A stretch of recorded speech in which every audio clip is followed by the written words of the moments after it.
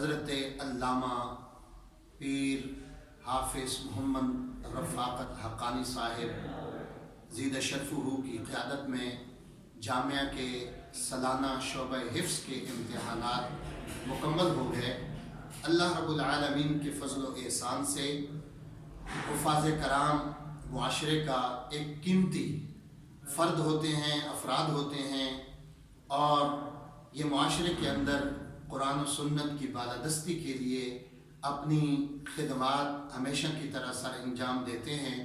اور یہی وجہ ہے کہ جب سے عالم اسلام کے اندر یہ حفاظ کرام کا خوبصورت اضافہ ہوا، رحمت عالم صلی اللہ علیہ وسلم کے اصحاب پاک نے، آل بیت پاک نے اور کاملین امت نے جب سے قرآن مجید کے ساتھ اپنا لگاؤ رکھا اور پیار محبت اور رشتہ جوڑا، اسی دن سے اللہ کے فضل سے گھروں کے اندر، اداروں کے اندر، معاشرے کے اندر یہ سارے کا سارا برکت والا، یہ راحت کا سبب بنا ہے یہ کام۔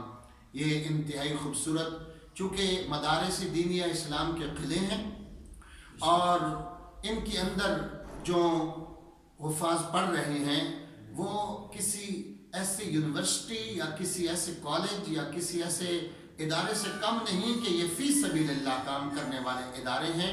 اور ان اداروں کے اندر جو کام ہوتا ہے وہ اللہ رسول کی رضا کے لیے، تو جہاں اللہ کی رسول کی رضا شامل ہوتی ہے وہاں اللہ تعالیٰ کی برکتیں نازل ہوتی ہیں۔ اللہ تعالیٰ اہل سنت کے ادارے جہاں پر بھی ہیں اللہ تعالیٰ ان کو ہمیشہ قائم و دائم رکھے۔